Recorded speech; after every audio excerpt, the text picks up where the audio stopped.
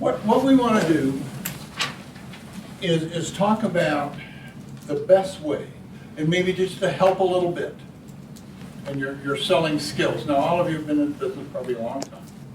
Selling tires is no different than selling anything else. There's some specifics that you might want to do that will help it a little bit, but there's no difference in anything else. First, though, I want to start with, as this says, a little bit about your customer. Those of you who have been in business a long time, all of you have repeat customers. I will ask this question. Has that same customer maybe changed in the last 5 or 10 years? Same customer? His family situation has probably changed, his or hers, okay? So it's very important, especially in selling tires, to know your customer and your customer's mindset. So we're gonna share a few things about your customer first, and then we're gonna get into that selling skills thing we talked about. Participate, please. And if you don't need to raise your hand, just call, just say, hey, group, you're wrong on that, or something like that, please. Ask questions if you want. The biggest thing is learn something new, and I hope there'll be something new to learn, all right? Here's a little market research, some stuff that maybe just take home with you, because it'll help you to know your customer a little bit better and let you know what they're thinking when they come into your store. They're well informed today, much more than they were, let's say, 5 or 10 years ago. Am I right on that? Maybe product information. Everybody's going to say, I'm going to stop you. Well, everybody's buying their tires on the internet. No. 1 out of 10 customers will purchase their tires on the internet. 8 out of 10 will get information about the purchase that they're going to make on the internet. Huge difference there, all right? So no, not everybody is purchasing their tires on the internet, all right? 8 out of 10 go there first.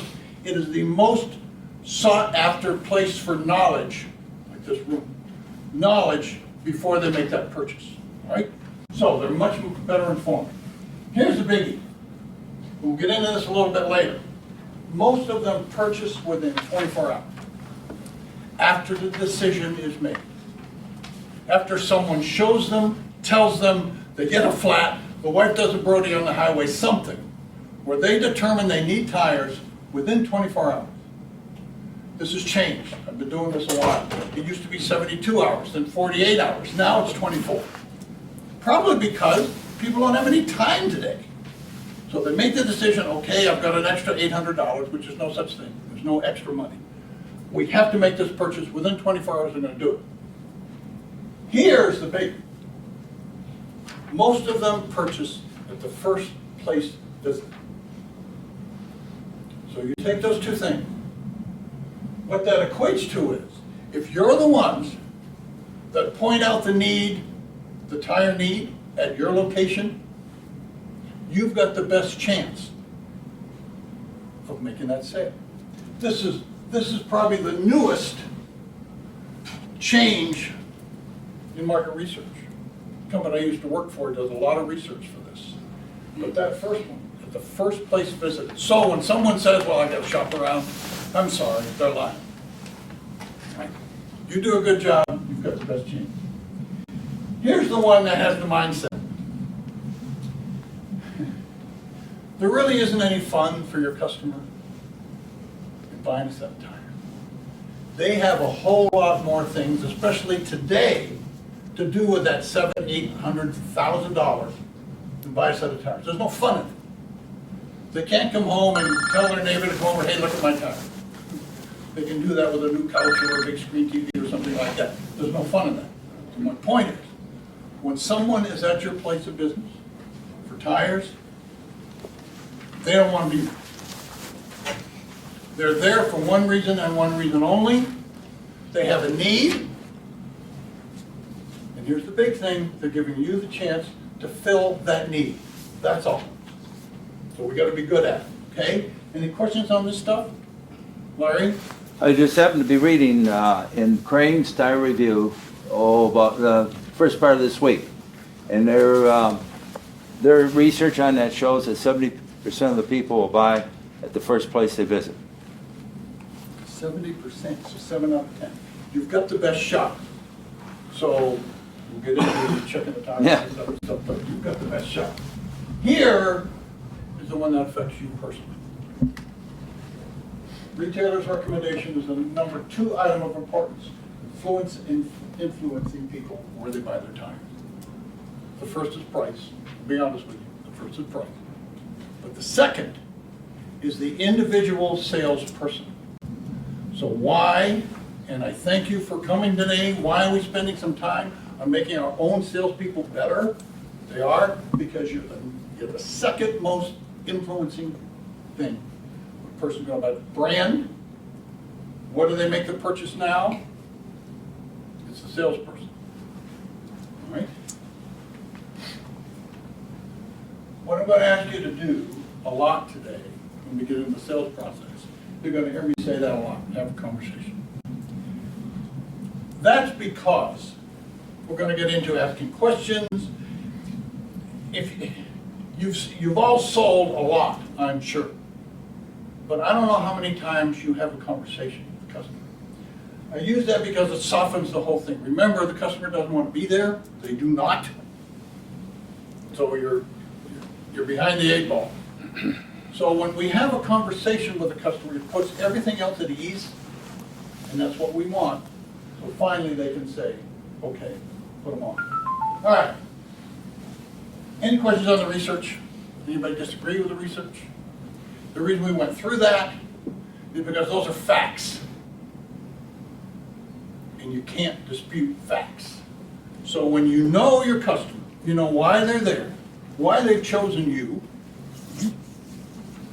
hopefully it'll make it a lot easier. All right, here's the selling process. 5 easy steps.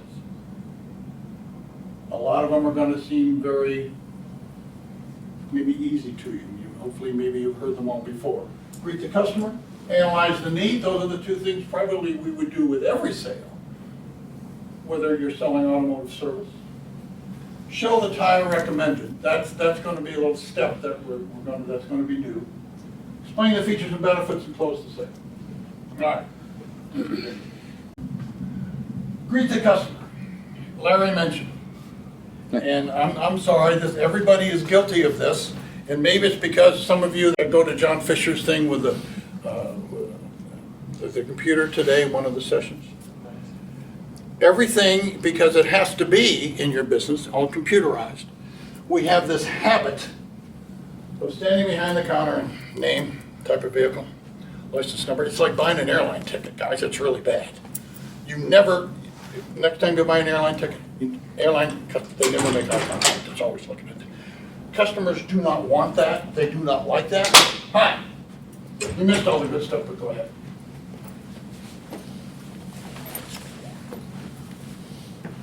Do, if you can, practice getting behind the counter, make your sale, and then for the only reason you want to use that computer is maybe to check stock after they've made the decision or finalize the sale. Do me that favor, get from behind the counter. Eye contact, that's easy. Smile. Remember, we've got to put that customer at ease. They don't want to be there. They do not want to part with that $800. A smile is the best thing to soften the whole thing. Give your name and title. That's cool. Hopefully a lot of you have. Research has shown a customer is much more at ease when they know who they're talking to.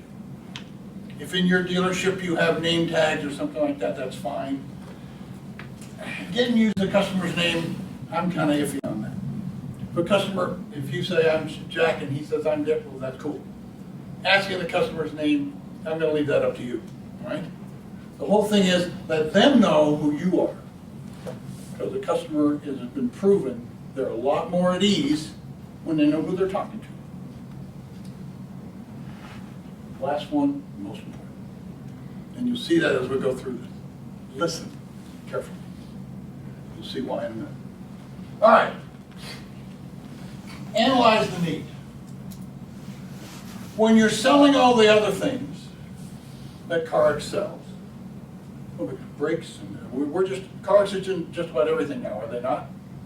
Undercarriage, are we doing tune-ups? Everything. somehow, in order to make that sale, we have to tell the customer what's wrong, what they need.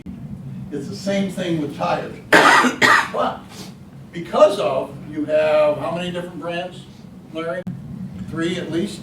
Ooh, yeah. Well, maybe 4 or 5. Okay, and a lot of different choices within those brands. Yes. It would be easy for all of us if the tire business was, here's one, Yeah. it comes in these sizes, end of discussion. Well, that's not the case. Because every customer has a different driving habit. I have a different driving habit than my wife, we're in the same family. 2 different cars, 2 different driving habits, 2 different needs of tires, right? So, go to the vehicle with the customer. This is important. Those of you, or talk to some of you who have worked for other places. Some competition does that, not many. I know Sears does. It's death if you're working for Sears and you do not go out and analyze the need, look at the customer's car. By doing that, you'll be able to see a lot about the need of that customer. Things such as baby seats in the back, a trailer hitch on the back of that SUV or a pickup truck. All right? Things like that, that just you file away with your conversation you're going to have with the customer. Ask questions, we'll get into that in a minute. And then, of course, listen carefully for the responses. Take notes if you want to, kind of up to you. You know, I don't think I ever did because I'm a good listener. But some customers, it may, if you want to take some notes to refer to in your sales conversation, please do. All right? In analyzing it, yeah, hopefully you all have with you at least a tread depth gauge. I have been told, I believe, does Cards provide a safety inspection form? Okay, is that in the service department or does it from the salesman? It goes with the inspection form. It does, okay, all right, so that's a good tool. Don't think that's BS. Customers today need to know that you're taking care and attention to detail on their purchase, because it is a major purchase today. There are no 4 for $99 sales made in tire, even though the billboards may say that. They're $700 and $800 purchases. So a customer will respect what you're doing. If you have a form to fill out if you want, maybe get them involved, that's really cool. Get them involved as you're filling out this form. Anytime you can get the customer involved in what you're doing, that really helps. Side by side, conversation, not salesman, customer, okay? Nod in your head, thank you, it works, doesn't it? You bet. So the air pressure gauge, yeah, go ahead. Now, when you're asking questions, if we're going to analyze the need from customers, we've got to find out what they want. This is the difficult part for most people who haven't been in the tire business a long time, is to asking the questions, getting that conversation started. I want to help you with that if you want to start this way. Something that'll really get that conversation going is, let's look at the tires that are on there now. You will get all kinds of responses from that one. Those things are the worst time. I really love them. They're okay in snow, but the wet is, see, that's the thing to do. The reason you ask that question is, the guy's been driving on those tires for probably 3.5 years, 40, 50, 60,000 miles. He or she knows, okay, I can tell you a lot about what I like or don't like, right? And that's going to help with analyzing the need. My other stuff, background questions are kind of just typical. Find out a little bit. Please do not ask, well, how much do you want to spend? Because they want to spend $50 on a set of tires. Don't ask that. I have had people ask that. How much do you want to spend on this set of tires? Customers lie. All right? So, just get a little background questions, if you will. Performance questions is the fun part about selling tires.